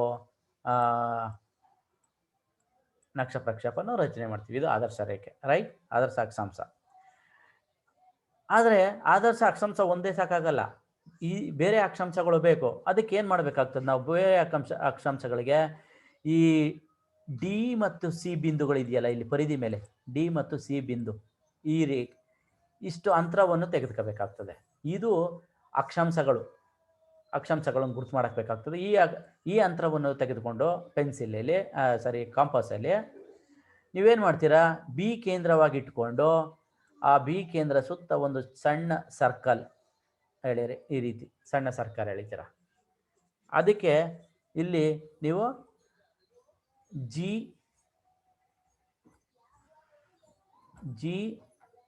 ಎಚ್ ಅಂತ ಗುರುತು ಮಾಡಿ. ಈ ಜಿ ಬಂದು ಬಿ ಎ ಲಂಬರೇಖೆ ಮೇಲೆ ಬರ್ತದೆ, ಈ ಬಿಂದು ನೋಡಿ ಇದು. ಎಚ್ ಬಂದು ಬಿ ಸಿ ಸಮತಲ ರೇಖೆ ಮೇಲೆ ಬರ್ತದೆ. ಅರ್ಥ ಆಯ್ತಲ್ಲ? ಸೊ ಈಗ ನೀವು ಜಿ ಎಚ್ ಗುರುತು ಮಾಡಿದ್ವಿ. ನಂತರ ನೀವೇನು ಮಾಡ್ತೀರಾ, ಈ ರೇಖಾಂಶಗಳನ್ನು ಗುರುತು ಮಾಡೋಕ್ಕೆ ಯಾವ ತಗೋದು, ಇದು 45 ಡಿಗ್ರಿ ಆದರ್ಶ ಅಕ್ಷಾಂಶ ಇ ಇಂದ ಎಫ್ ವರ್ಗಿರುವಂಥ ಅಂತರ ರೇಖೆ, ಮತ್ತು ಇತರೆ ಅಕ್ಷಾಂಶಗಳು ಸಿ ಡಿ ಅಂತರ. ರೈಟ್, ಹಾಗಾದರೆ ರೇಖಾಂಶಗಳಿಗೆ ಬೇಕಾದಾಗ ನಾವೇನು ಮಾಡ್ತೀವಿ, ಸಿ ಡಿ ಅಂತರವನ್ನು ತೆಗೆದುಕೊಂಡು ಬಿ ಕೇಂದ್ರವಾಗಿ ಒಂದು ಸಣ್ಣ ವೃತ್ತವನ್ನು ಎಳ್ಕೊಂಡು, ಆಗ ನೀವೇನು ಮಾಡ್ತೀವಿ, ಬಿ ಎ ರೇಖೆ ಇದೆಯಲ್ಲ, ಅದರಿಂದ ಆ 45 ಡಿಗ್ರಿ ಏನು ಕೋನೀಯ ರೇಖೆ ಹೇಳ್ಕೊಂಡಿದ್ದೀವೋ ಅಲ್ಲಿಗೆ ಬಿ ಸಿಗೆ ಸಮತಲವಾಗಿ ನೋಡಿ, ಕೆಳಗಡೆ ಬಿ ಸಿ ಇದೆ, ಬಿ ಸಿ ರೇಖೆಗೆ ಸಮತಲವಾಗಿ ಒಂದು ಸಣ್ಣ ರೇಖೆಯನ್ನು ಅಲ್ಲಿಗೆ ಗುರುತು ಸೇರಿಸಿ. ನೋಡಿ ಇಲ್ಲಿ ಹೇಳಿದೆ ನೋಡಿ, ಇದು ರೇಖೆ, ಒಂದು ರೇಖೆ. ನಾನು ಮೌಸಲ್ಲಿ ಎಳಿತಾ ಇದ್ದೇನೆ, ಹಾಗಾಗಿ ಹಂಗೆ ಬರ್ತದೆ. ಒಂದು ರೇಖೆ, ಸರಳ ರೇಖೆ ಹೇಳಿ. ಸೊ ಅದನ್ನು ನಾವು ಐ ಅಂತ ಕೊಡಿ. ಎಲ್ಲಿ ಬಿ ಎ ರೇಖೆ ಮೇಲೆ ಐ ಬಂದುವಂಥ ಇದರ ಪಾಯಿಂಟ್ನ ಐ ಅಂತ ಕರಿತೀವಿ. ಈ ಕಡೆ ಇರೋದನ್ನ ಐ ಜೆ ಅಂತ ಈಗ ಐ ಜೆ, ಇದು ಐ ಜೆ ಅಂತರ ಇದೆಯಲ್ಲ, ಇದು ರೇಖಾಂಶಗಳನ್ನು ಗುರುತು ಮಾಡೋದಕ್ಕೆ ಬೇಕಾಗ್ತದೆ. ಜ್ಞಾಪಕ ಇರಲಿ. ಒಂದು ಇ ಎಫ್ ರೇಖೆ ಏನಿದೆ ಅದರ ಅಳತೆ ಆದರ್ಶ ಅಕ್ಷಾಂಶಕ್ಕೆ ಗುರುತಿಸೋಕ್ಕೆ, ಮತ್ತು ಸಿ ಡಿ ಒಂದು ಅಂತರ ಏನಿದೆ ಇದು ಇತರೆ ಅಕ್ಷಾಂಶಗಳನ್ನು ಗುರುತಿಸೋಕ್ಕೆ, ಮತ್ತು ಐ ಜೆ ಅಂತರ ಏನಿದೆ ಇದು ರೇಖಾಂಶಗಳನ್ನು ಗುರುತಿಸೋಕ್ಕೆ. ಇಷ್ಟು ಫಸ್ಟ್ ಮಾಡ್ಕೊಳ್ಳಿ. ರೈಟ್, ಕಾಲು ವೃತ್ತ ಮಾಡ್ಕೊಂಡು ಆಮೇಲೆ ಇದನ್ನೆಲ್ಲ ಅವ್ರು ಕೊಟ್ಟಿರುವಂಥ ಅಂಕಿಅಂಶದ ಮೇಲೆ ಗುರುತು ಮಾಡ್ಕೊಂಡು ಹೋಗಿ. ಈಗ ಇಷ್ಟು ಒಂದು ಅಂತ ಆಯಿತು. ಈಗ ನೀವೇನು ಮಾಡ್ತೀರಾ, ಒಂದು ಹಾಳೆ ತಗೊಳ್ಳಿ. ಹಾಳೆಯ ಮಧ್ಯಭಾಗದಲ್ಲಿ ಸ್ಟ್ರೈಟಾಗಿ ಲಂಬವಾಗಿ ಒಂದು ರೇಖೆಯನ್ನು ಎಳೆಯಿರಿ, ಸರಳ ರೇಖೆ. ಇದೇನು ತೋರಿಸ್ತದೆ, ಭೂ ಅಕ್ಷ, ಜ್ಞಾಪಕ ಇರಲಿ, ಅಥವಾ ಪ್ರಧಾನ ರೇಖಾಂಶವನ್ನು ತೋರಿಸ್ತದೆ. ಸೊ ಇದನ್ನ ನೀವು ಕೆ ಎಲ್ ಎಂದು ಗುರುತು ಮಾಡಿ. ಕೆ ಅನ್ನೋದು ಈ ಉತ್ತರ ಧ್ರುವ ಬಿಂದುವನ್ನು ತೋರಿಸುವಂಥ ಉತ್ತರ ಧ್ರುವ ಕೆ. ಈ ಎಲ್ ಅನ್ನೋದು ಭೂಮಧ್ಯ ರೇಖೆ ಅಥವಾ ಅಕ್ಷಾಂಶವನ್ನು ತೋರಿಸ್ತದೆ ಇದು ಎಲ್. ಸೊ ಈಗ ಒಂದು ಲಂಬ ರೇಖೆ, ಅದು ರೇಖಾಂಶ, ಪ್ರಧಾನ ರೇಖಾಂಶ, ಜ್ಞಾಪಕ ಇರಲಿ, ಇದನ್ನ ಎಳೆದಿದ್ದೀರಾ. ನೆಕ್ಸ್ಟ್ ಸ್ಟೆಪ್ ಏನು ಅಂದರೆ ಆದರ್ಶ ಅಕ್ಷಾಂಶವನ್ನು ನಾವು ಗುರುತಿಸಬೇಕಾಗ್ತದೆ. ಯಾವುದು ಆದರ್ಶ ಅಕ್ಷಾಂಶ? ಕಾಂಪಾಸ್ ತಗೊಳ್ಳಿ. ಇ ಇಂದ ಎಫ್, ನಾನು ಆಗಲೇ ಹೇಳಿದ್ದೀನಿ, ಇ ಎಫ್ ಸ್ಪರ್ಶ ರೇಖೆ ಇದೆಯಲ್ಲ, ಅದೇ ಆದರ್ಶ ಅಕ್ಷಾಂಶ. ಅದೆಷ್ಟಿದೆಯೋ ಅಷ್ಟು ಅಳತೆಯನ್ನು ತಗೊಂಡು ಎಲ್ಲಿವರೆಗೂ? ಎಫ್ ವರೆಗೂ. ಯಾಕೆಂದರೆ ಇಲ್ಲಿ ಬಿ ಎ ಲೈನನ್ನು ಎಕ್ಸ್ಟೆಂಡ್ ಮಾಡಿದ್ದೀವಲ್ಲ, ಅವೆರಡು ಜಾಯಿನ್ ಆಗೋ ಪಾಯಿಂಟ್ ಅಷ್ಟೇ. ಅದು ಮುಂದಕ್ಕೆ ಎಕ್ಸ್ಟ್ರಾ ಇದ್ದರೆ ಅಳಿಸಾಕ್ಬಿಡಿ. ಅಳಿಸಾಕ್ಬಿಟ್ಟು ಉಳಿದದ್ದು ಇ ಇಂದ ಎಫ್ ವರೆಗೂ ಎಷ್ಟು ಉದ್ದ ಬರ್ತದೋ ಅದನ್ನು ಉದ್ದ ತಗೊಳ್ಳಿ. ಕೆ ಬಿಂದುವಾಗಿ ಇಟ್ಕೊಂಡು, ಏನು ಕಾಂಪಾಸಲ್ಲಿ ಕೆ ಬಿಂದುವಾಗಿ ಇಟ್ಕೊಂಡು ಒಂದು ಭೂಮಧ್ಯ ಆದರ್ಶ ಅಕ್ಷಾಂಶವನ್ನು ಈ ರೀತಿ ಎಳೀರಿ. ಎಷ್ಟು ಬೇಕಾದ್ರೆ ಹೇಳ್ಕೊಳ್ಳಿ, ಫುಲ್ ಎಳಿಬೇಡಿ, ಒಂದು ಮುಕ್ಕಾಲು ಭಾಗ ಹೇಳ್ಕೊಳ್ಳಿ. ಅರ್ಧ ಭಾಗ ಹೇಳ್ಕೊಂಡ್ರೆ ಬೇಕಾದ್ರೆ ಎಕ್ಸ್ಟೆಂಡ್ ಮಾಡ್ಬೋದು. ಯಾಕೆಂದರೆ ಉತ್ತರಾರ್ಧ ಗೋಳ ಮಾತ್ರ ತಗೊಂಡಿರೋದ್ರಿಂದ ನಮಗೆ ಫುಲ್ ಕವರ್ ಆಗಲ್ಲ, ಒಂದು ಅರ್ಧ ಕವರ್ ಆಗ್ತದೆ. ಸೊ ಹಾಗಾಗಿ ಇದು ಆದರ್ಶ. ಇದಕ್ಕೊಂದು ಇದು ನೋಡಿ, ಎಮ್ಮು ಓ, ಇಲ್ಲಿ ಮಧ್ಯ ಏನೋ ಭೂ ಅಕ್ಷವನ್ನು ಛೇದಿಸಿದೆಯಲ್ಲ, ಅಲ್ಲಿ ಓ, ಈ ಕಡೆ ಎನ್. ಅಂದರೆ M O N, M O ಎನ್ನು ಆದರ್ಶ ರೇಖೆನ ಎಳೆದ. ಈ ಎಮ್ ಓ ಎನ್ ಆದರ್ಶ ಅಕ್ಷಾಂಶ ಇದೆಯಲ್ಲ, ಅದು ಕೆ ಎಲ್ ಲಂಬ ಭೂಮಧ್ಯ ಅಥವಾ ಭೂ ಅಕ್ಷರೇಖೆಯನ್ನು ಛೇದಿಸಿದೆ. ಎಲ್ಲಿ? ಓನೆಲಿ, ಜ್ಞಾಪಕ ಇರಲಿ. ಇದು 45 ಡಿಗ್ರಿ, ಅವ್ರು ಕೊಟ್ಟಿರೋ ಪ್ರಕಾರ 45 ಡಿಗ್ರಿ ಅಕ್ಷಾಂಶ ಇದು. ಈ 45 ಡಿಗ್ರಿ ಆದರ್ಶ ಅಕ್ಷಾಂಶವನ್ನು ಯಾವುದ್ರ ಅಳತೆ ಮೇಲೆ ತಗೊಂಡಿದ್ದೀವಿ? ಇಲ್ಲಿ ಇ ಎಫ್ ಇದೆಯಲ್ಲ, ಈ ಕಾಲು ವೃತ್ತದ ಮೇಲೆ ಇ ಎಫ್ ಅಂತರ ಏನಿದೆ, ಆ ಇ ಎಫ್ ಅಂತರನೇ ಈ ಆದರ್ಶ ಕೆ ಬಿಂದುವಿನ ತಗೊಂಡು ಕೆ ಬಿಂದುವಿನಿಂದ ಗುರುತು ಮಾಡಿದ್ದೀವಿ. ರೈಟ್, ಒಂದು ಸರ್ಕಲ್ ಎಳೆದಿದ್ದೀವಿ, ವೃತ್ತ ಎಳೆದಿದ್ದೀವಿ, ವೃತ್ತ ಚಾಪ ಅಂತ ಕರಿತೀವಿ. ಇನ್ನು ಅವರು ಕೊಟ್ಟಿರೋದು ಎಷ್ಟು ಅಂದರೆ ಆದರ್ಶ ಅಕ್ಷಾಂಶ ಮಾತ್ರ ಕೊಟ್ಟಿದ್ದಾರೆ, ಬಟ್ ಇತರೆ ಅಕ್ಷಾಂಶಗಳನ್ನು ಗುರುತಿಸಬೇಕು. ಯಾಕೆಂದರೆ ಈ ಅರ್ಧಗೋಳ ಅಂದರೆ 90 ಡಿಗ್ರಿ ಇರ್ತದೆ, ಜ್ಞಾಪಕ ಇರಲಿ. ಅರ್ಧಗೋಳ ಅಂದರೆ 90 ಡಿಗ್ರಿ ಅಕ್ಷಾಂಶ ಬರ್ತವೆ, ಇನ್ನರ್ಧಗೋಳ ಅಂದರೆ 90 ಡಿಗ್ರಿ ದಕ್ಷಿಣಕ್ಕೆ. ಬಟ್ ಇಲ್ಲಿ ನಾವು ಉತ್ತರಾರ್ಧಗೋಳ ತಗೊಂಡಿರೋದ್ರಿಂದ 90 ಡಿಗ್ರಿ ಬರ್ತದೆ. ಈ 90 ಡಿಗ್ರಿ ಅಕ್ಷಾಂಶವನ್ನು ನಾವು ಅವ್ರು ಕೊಟ್ಟಿರುವಂಥ ಮಧ್ಯಂತರ ಎಷ್ಟಿದೆ? 15 ಡಿಗ್ರಿ ಇದೆಯಲ್ಲ. ಸೊ ಅದನ್ನು ಭಾಗಿಸಿದಾಗ 90 ಡಿಗ್ರಿ ಡಿವೈಡೆಡ್ ಬೈ 15 ಡಿಗ್ರಿ ಮಾಡಿದಾಗ 15 90, 6 ಭಾಗ ಬರ್ತವೆ. 6 ಭಾಗ ಗುರುತಿಸಬೇಕಾಗ್ತದೆ. ಎಲ್ಲಿಂದ? ಈ 45 ಡಿಗ್ರಿ ಏನು ಗುರುತು ಮಾಡಿದ್ದೀವಿ, ಎಮ್ ಓ ಎನ್ ಮೇಲೆ 45 ಡಿಗ್ರಿ ಆದರ್ಶ ಅಕ್ಷಾಂಶ ಗುರುತು ಮಾಡಿದೀವಲ್ಲ, ಅಲ್ಲಿ ಓ ಬಿಂದು ಇದೆಯಲ್ಲ, ಓ ಬಿಂದುವಿನಿಂದ ಉತ್ತರಕ್ಕೆ 3, 1 2 3 ಮೇಲ್ಗಡೆ ಕೆ ಪಾಯಿಂಟ್ ಹತ್ರ ಉಳ್ಕೊಳ್ಳೇಬೇಕಾದ್ರೆ ಜಾಗ. ಬಟ್ ನೀವು ಈ ಒಂದು 3 ಭಾಗ ಮಾಡಬೇಕಾಗ್ತದೆ. ಈ 3 ಭಾಗ ಮಾಡೋಕ್ಕೆ ಯಾವ್ದು ತಗೊಂಡು? ಸಿ ಡಿ ಅಂತರ ಇಲ್ಲಿದೆ ನೋಡಿ, ಪರಿಧಿ ಮೇಲೆ ಸಿ ಡಿ ಅಂತರವನ್ನು ತೆಗೆದುಕೊಂಡು, ಅಗೈನ್ ಪೆನ್ಸಿಲು ಕಾಂಪಾಸ್ ತಗೊಂಡು ಸಿ ಡಿ ಅಂತರವನ್ನು ತೆಗೆದುಕೊಂಡು, ಆ ಸಿ ಡಿ ಅಂತರದ ಮೂಲಕ ಉತ್ತರ 45 ಡಿಗ್ರಿ ಏನೋ ಆದರ್ಶ ಅಕ್ಷಾಂಶ ಎಳೆದಿದ್ದೀವಲ್ಲ, ಎಮ್ ಓ ಎನ್, ಅದರಿಂದ ಉತ್ತರಕ್ಕೆ 3. ಯಾಕೆ 3 ಅಂತ ಹೇಳಿದ್ನಲ್ಲ? 90 ಡಿಗ್ರಿ ಇರೋದ್ರಿಂದ ನಾವು ಡಿವೈಡೆಡ್ ಬೈ 15 ಡಿಗ್ರಿ ಕೊಟ್ಟಿರೋದು ಮಾಡಿದಾಗ 6 ಬರ್ತವೆ. 6ನ 45 ಡಿಗ್ರಿಯಿಂದ ಉತ್ತರಕ್ಕೆ 3, 45 ಡಿಗ್ರಿಯಿಂದ 45 ಡಿಗ್ರಿ ಅಕ್ಷಾಂಶದಿಂದ ದಕ್ಷಿಣಕ್ಕೆ 3. ರೈಟ್, ಇವು ಉತ್ತರಕ್ಕೆ 3, ದಕ್ಷಿಣಕ್ಕೆ 3 ಹೇಳ್ಕೊಂಡು ಅದಕ್ಕೆ ಅಂತರ ತಗೊಂಡದ್ದು ಯಾವುದು? ಸಿ ಡಿ ಅಂತರ. ಜ್ಞಾಪಕ ಇರಲಿ, ಸಿ ಡಿ ಅಂತರ. ಈ ವೃತ್ತ ಪರಿಧಿ ಮೇಲೆ ಸಿ ಇಂದ ಡಿ ವರೆಗೂ ಎಷ್ಟು ಅಂತರ ಇದೆ ಅದನ್ನು ತಗೊಂಡು ಈ ಅಕ್ಷಾಂಶಗಳನ್ನು ಹೇಳ್ಕೊತೀವಿ. ಸೊ ಹಾಗಾಗಿ ನೀವು ಇಲ್ಲೇನು ಮಾಡಬೇಕು? ಈ ಅಕ್ಷಾಂಶಗಳನ್ನು ಬಿಂದು ಮಾಡ್ದೋ, ಆಮೇಲೆ ಬೇಕಾದ್ರೆ ಜೋಡಿಸ್ಕೊಳ್ಳೋಣ. ಈಗ ನಮಗೆ ಇವು ಅಕ್ಷಾಂಶಗಳು ಸಿಕ್ಕಿದವು. ಸೊ ಇದನ್ನು ನಾವು ಗುರುತು ಮಾಡಬೇಕಾಗ್ತದೆ. ನೋಡಿ, ಇದು 45 ಡಿಗ್ರಿ ಆದರೆ 45 ಡಿಗ್ರಿ ಪ್ಲಸ್ 15 ಡಿಗ್ರಿ ಎಷ್ಟಾಯಿತು? 60 ಡಿಗ್ರಿ. ನಾವು ಉತ್ತರದ ಕಡೆಗೆ ಹೋದಾಗ ಕೆ ಅಥವಾ 90 ಡಿಗ್ರಿ ಕೇಂದ್ರದ ಕಡೆ ಹೋದಾಗ 60 ಡಿಗ್ರಿ, 75 ಡಿಗ್ರಿ, 90 ಡಿಗ್ರಿ.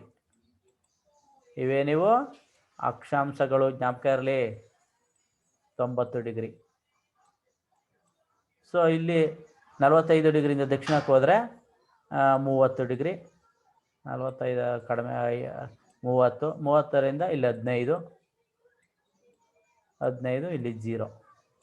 ಸೊ ಇವು ಅಕ್ಷಾಂಶಗಳು 0, 15, 30, 45, 60, 75, 90 ಡಿಗ್ರಿವರೆಗೂ ನಾವು ಅಕ್ಷಾಂಶಗಳನ್ನು ಗುರುತು ಮಾಡಿದ್ದೀವಿ. ಎಳೆದು ಬಿಡೋಣ. ಓಕೆ. ಸೊ ಈ ಅಕ್ಷಾಂಶಗಳನ್ನು ವೃತ್ತವನ್ನು ಎಳಿಬೇಕಾದ್ರೆ ನೀವೇನು ಮಾಡಬೇಕು, ಈ ಕಾಂಪಾಸ್ ತಗೊಂಡು ಕೆ ಬಿಂದು ಇದೆಯಲ್ಲ ಉತ್ತರ ಧ್ರುವ, ಆ ಕೆ ಬಿಂದುವಿನ ಮೇಲಿಟ್ಕೊಂಡು ಅದರಿಂದ ಈ ಒಂದು ಪ್ರತಿ ಅಕ್ಷಾಂಶ ಏನು ಗುರುತು ಮಾಡಿದ್ದೀವಿ ಬಿಂದುಗಳನ್ನ, ಅದನ್ನು ಒಂದು ವೃತ್ತಗಳನ್ನು ಎಳೆಯಿರಿ. ಇದೊಂದು ವೃತ್ತ 90 ಡಿಗ್ರಿ ಚಿಕ್ಕದಾಗಿ ಬರ್ತದೆ. 75 ಡಿಗ್ರಿಗೊಂದು ವೃತ್ತ, 60 ಡಿಗ್ರಿಗೊಂದು ವೃತ್ತ, ಅದೇ ರೀತಿ 30 ಡಿಗ್ರಿಗೊಂದು ವೃತ್ತ, 40 ಡಿಗ್ರಿಗೆ ಆಗಿದೆ ಆಲ್ರೆಡಿ 30 ಡಿಗ್ರಿ. ಅದೇ ರೀತಿ 15 ಡಿಗ್ರಿಗೊಂದು ವೃತ್ತ. ಇಲ್ಲಿ ಮೌಸಲ್ಲಿ ಮಾಡ್ತಾ ಇರೋದ್ರಿಂದ ಸರಿಯಾಗಿ ಬರ್ತಾಯಿಲ್ಲ, ನೀವು ಕರೆಕ್ಟಾಗಿ ಮಾಡಿದ್ರೆ ಕರೆಕ್ಟಾಗಿ ಬರ್ತದೆ. ಆಮೇಲೆ 0 ಡಿಗ್ರಿಗೆ ಒಂದು ವೃತ್ತ. ಇವೇನು ಅಕ್ಷಾಂಶಗಳಾದವು, ರೈಟ್. ಈಗ ನಾವು ರೇಖಾಂಶಗಳು ತಗೋಬೇಕಾಗ್ತದೆ. ರೇಖಾಂಶಗಳು ಯಾವುದೇ ಅಂತರದಲ್ಲಿ ತಗೋಬೇಕು? ನಾನು ಆಗಲೇ ಹೇಳಿದ್ದೀನಿ, ಈ IJ ಅಂತ ಏನಿದೆ, IJ ಒಂದು ಸಣ್ಣ ಪರಿಧಿ ಹೇಳ್ಕೊಂಡ್ವಲ್ಲ, ಒಳಗಡೆ ಒಂದು ವೃತ್ತ, ಸಣ್ಣ ವೃತ್ತ ಬಿ ಬಿಂದುವನ್ನು ಬಿಂದುವಾಗಿ ಇಟ್ಕೊಂಡು ಅಲ್ಲಿ ಈ BC ರೇಖೆಗೆ ಸಮಾನಾಂತರವಾಗಿ IG ಒಂದು 45 ಡಿಗ್ರಿ ಕೋನೀಯ ರೇಖೆಗೆ ಸೇರುವಂಗೆ ಒಂದು ರೇಖೆ ಎಳೆದಿದ್ದು ನೋಡಿ ಚಿಕ್ಕದು.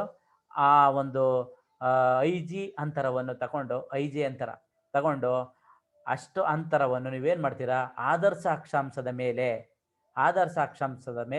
24 ಬಿಂದುಗಳನ್ನು ಇಡಬೇಕು. 24 ಬಿಂದುಗಳು ಅಂದರೆ ಈ KL ಲಂಬರೇಖೆ ಇದೆಯಲ್ಲ, ಅದರಿಂದ ಪೂರ್ವಕ್ಕೆ 12, ಪಶ್ಚಿಮಕ್ಕೆ 12. ಯಾಕೆ?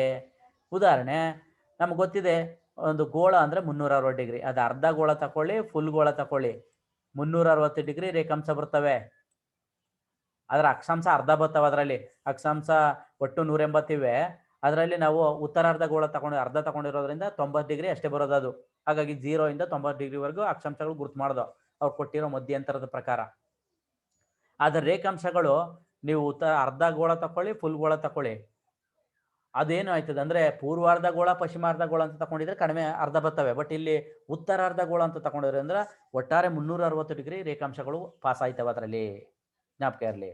ಹಾಗಾಗಿ 360 ಡಿಗ್ರಿ ಡಿವೈಡೆಡ್ ಬೈ ಅವ್ರು ಕೊಟ್ಟಿರೋ ಮಧ್ಯಂತರ ಎಷ್ಟು? 15 ಡಿಗ್ರಿ. ಸೊ ಹಾಗಾಗಿ 24 ಬರ್ತವೆ, ರೈಟ್. ಸೊ 24 ರೇಖೆಗಳನ್ನು ನಾವು ಗುರುತು ಮಾಡಬೇಕಾಗ್ತದೆ. ಹಾಗಾಗಿ ಈ KL ಲಂಬ ರೇಖೆ ಇದೆಯಲ್ಲ, ಭೂ ಅಕ್ಷ ಅಥವಾ ಪ್ರಧಾನ ರೇಖಾಂಶ ಅಂತ ಏನು ಕರಿತೀವೋ KL ಇದರಿಂದ ಪೂರ್ವಕ್ಕೆ 12. ಉದಾಹರಣೆ ನಾವು ಆದರ್ಶ ಅಕ್ಷಾಂಶದ ಮೇಲೆ ಗುರುತು ಮಾಡಬೇಕಾಗ್ತದೆ.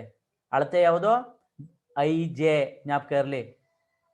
ಈ ಪರಿಧಿಯಲ್ಲಿ ಒಳಗಡೆ ಇರುವಂಥ ಸಣ್ಣ IJ ಅಂತರವನ್ನು ತೆಗೆದುಕೊಂಡು ಈ ಆದರ್ಶ ಅಕ್ಷಾಂಶದ ಮೇಲೆ ಪೂರ್ವಕ್ಕೆ 12, 1, 2, 3, 4, 5, 6, 7, 8, 9, 10, 11, 12 ಗುರುತು ಮಾಡ್ತೀವಿ, right.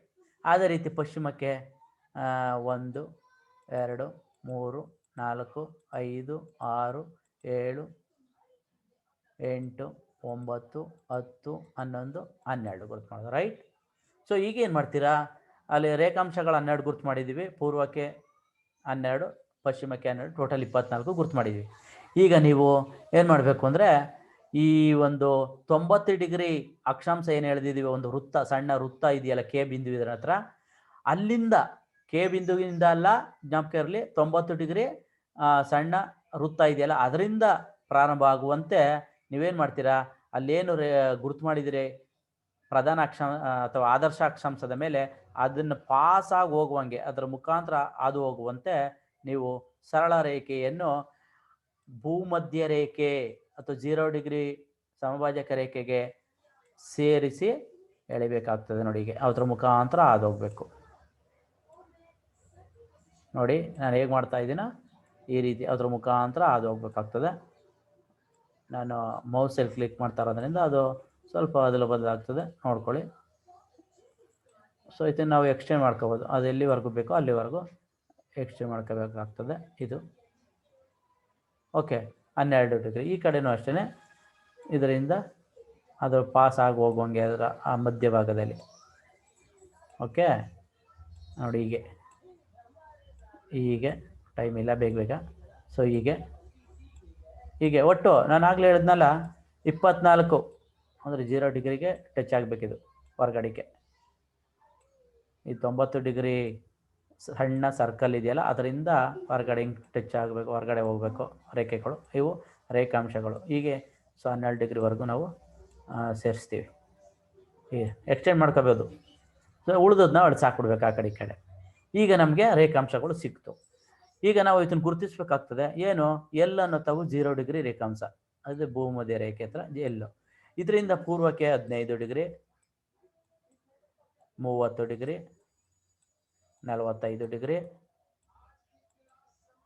60 degree, 75 degree, 90 degree, 105 degree, ಹೀಗೆ ಒಟ್ಟು ಪೂರ್ವಕ್ಕೆ 180 ಡಿಗ್ರಿವರೆಗೂ ಬರ್ತದೆ. ಜ್ಞಾಪಕ ಇರಲಿ, 180 ಡಿಗ್ರಿ ಪೂರ್ವ ಬರೀರಿ ಇಲ್ಲಿ, 180 ಡಿಗ್ರಿ ಪೂರ್ವ ಅಥವಾ ಈಸ್ಟ್ ಅಂತ. ಅದೇ ರೀತಿ ಈ ಕಡೆ KL ರೇಖೆ ಇದೆಯಲ್ಲ, KL ರೇಖೆಯ ಏನು ಭೂಮಧ್ಯ ರೇಖೆ 0 ಅಂತ ನಾವೇನು ಪ್ರಧಾನ ರೇಖಾಂಶ ಅಂತ ಕರೆದ್ರೆ, ಇದರಿಂದ ಪಶ್ಚಿಮಕ್ಕೆ again 15 degree, 30 degree, 45 degree, 60 degree, 75 degree, ಹೀಗೆ 75, 90, 110, 120, 135, 145, ಹೀಗೆ ಒಟ್ಟು 180 ಡಿಗ್ರಿ ಪಶ್ಚಿಮ, ವೆಸ್ಟ್ ಪಶ್ಚಿಮಕ್ಕೆ 180 ಡಿಗ್ರಿ ಗುರುತು ಮಾಡಬೇಕಾಗ್ತದೆ. ಈಗ ನಮಗೆ ಅಕ್ಷಾಂಶಗಳು ಇಲ್ಲಾಗಲೇ ಗುರುತು ಮಾಡಿದ್ದೀವಿ. 0, 15 ಡಿಗ್ರಿ, 30 ಡಿಗ್ರಿ, 45 ಡಿಗ್ರಿ, 45 ಡಿಗ್ರಿ ಆದರ್ಶ ಅಕ್ಷಾಂಶ ನಮಗೆಲ್ಲ ಗೊತ್ತಿದೆ. 60 ಡಿಗ್ರಿ, 75, 90 ಡಿಗ್ರಿ. ಅದೇ ರೀತಿ ಈ ಕಡೆ ರೇಖಾಂಶಗಳನ್ನು ಗುರುತಿಸಿ ನೋಡಿ. ಎಲ್ಲ ಕಡೆನೂ ಅಕ್ಷಾಂಶ ಮತ್ತು ರೇಖಾಂಶಗಳು ಸಮಕೋನದಲ್ಲಿ ಛೇದಿಸಿವೆ. ಆದರೆ ಈ ರೇಖಾಂಶಗಳು ಈ ಭೂಮಧ್ಯ ರೇಖೆ ಹತ್ರ ಅಗಲ ಇರ್ತವೆ, ಧ್ರುವದ ಕಡೆ ಹೋದಂತೆ ಕಡಿಮೆ, ಅಂದರೆ ಅದಗಳ ಅಂತರ ಏನಾಗ್ತದೆ, ಕಡಿಮೆ ಆಗ್ತಾ ಹೋಗ್ತಾ ಇರ್ತದೆ. ಸೊ ಹೀಗೆ ಅಕ್ಷಾಂಶ ಮತ್ತು ರೇಖಾಂಶಗಳನ್ನು ನಾವು ಆ ಒಂದು ಆದರ್ಶ ಅಕ್ಷಾಂಶದ ಮೂಲಕ ಪಡೆದು ಒಂದು ಶಂಖಾಕೃತಿ, ಈ ರೀತಿ ಅದೇನಾಗ್ತದೆ, ನಾವು ಗ್ಲೋಬ್ ಮೇಲೆ ಅಂದರೆ ಪಾರದರ್ಶಕ ಗೋಳದ ಮೇಲೆ ಒಂದು ಶಂಕುವನ್ನು ಪೇಪರಿಂದ ಮಾಡಿದಂಥ ಒಂದು ಶಂಕುವನ್ನು ಇಟ್ಟಾಗ ಈ ರೀತಿ ಅಕ್ಷಾಂಶ ಮತ್ತು ರೇಖಾಂಶಗಳ ಜಾಲ ಬರ್ತದೆ. ಮಧ್ಯಭಾಗದಲ್ಲಿ ಇಟ್ಟಾಗ ಒಂದು ಅಕ್ಷಾಂಶ ಇದು. ಕ್ಲಿಯರ್? ಇಲ್ಲಿಗೆ ಒಂದು ಅಕ್ಷಾಂಶ ಅಥವಾ ಒಂದು ಆದರ್ಶ ಅಕ್ಷಾಂಶ ರಚನೆ ಪೂರ್ಣಗೊಂಡಿತು. ನೋಡಿ, ಅದರಲ್ಲಿ ಬೇಕಾದ್ರೆ ಮಧ್ಯದಲ್ಲಿ ನಕ್ಷೆನು ಅದು ಎಲ್ಲಿ ಯಾವ ರೀತಿ ಇದೆಯೋ, ಉತ್ತರಾರ್ಧ ಗೋಳ ಅಂದಾಗ ಉತ್ತರಾರ್ಧ ಗೋಳದಲ್ಲಿ ಎಷ್ಟು ಭಾಗ ಬರ್ತದೆ, ಏಷ್ಯಾ ಖಂಡದ ಎಷ್ಟು ಭಾಗ ಬರ್ತದೆ, ಅದೇ ರೀತಿ ಯುರೋಪ್ ಖಂಡ, ಆಫ್ರಿಕಾ ಖಂಡ ಮತ್ತು ಅಮೇರಿಕ ಖಂಡದಲ್ಲಿ ಯಾವ್ಯಾವ ಭಾಗ ಬರ್ತದೆ ಅದನ್ನು ಹಾಗೆ ಚಿತ್ರಿಸಿ ಸುಮ್ಮನೆ. ಸೊ ಇಷ್ಟು ಒಂದು ಆದರ್ಶ ಅಕ್ಷಾಂಶಗಳು. ಗೊತ್ತಾಯ್ತಲ್ಲ? ನೋಡಿ, ಇಲ್ಲಿ ನಾನು ಫಸ್ಟು ಈ ರೀತಿ ಮಾಡ್ಕೊಂಡಿದ್ದೀನಿ. ಒಂದು ಕಾಲು ಪರಿಧಿ ಅಥವಾ ಕಾಲು ವೃತ್ತ ಮಾಡ್ಕೋಬೇಕಾಗ್ತದೆ. ಯಾವ ರೀತಿ ಅಂತ ಹೇಳಿದ್ನಲ್ಲ, ಈ ರೀತಿ ಕಾಲು ವೃತ್ತ ಮಾಡಿಕೊಂಡು ಆನಂತರ ಅದರ ಮೇಲೆ ಅವರು ಕೊಟ್ಟಿರುವ ಅಂಕಿಅಂಶಗಳ ಮೂಲಕ ಅಕ್ಷಾಂಶ ರೇಖಾಂಶಗಳ ಅಂತರವನ್ನು ಕಂಡುಹಿಡಿದು ಅದನ್ನು ಈ ರೀತಿ ಏನು ಭೂಮಧ್ಯ ಅಥವಾ ಭೂ ಅಕ್ಷವನ್ನು ಅಥವಾ ಪ್ರಧಾನ ಅಕ್ಷಾಂಶವನ್ನು ಗುರುತಿಸಿಕೊಂಡು ಈ ರೀತಿ ನೀವು ಅಕ್ಷಾಂಶ ರೇಖಾಂಶಗಳನ್ನು ಮಾಡಬೇಕಾಗ್ತದೆ. ಹಾಗಾದರೆ ಇದರ ಉಪಯೋಗ ಏನು ಅಂತ ತಿಳ್ಕೋಬೇಕಾಗ್ತದೆ.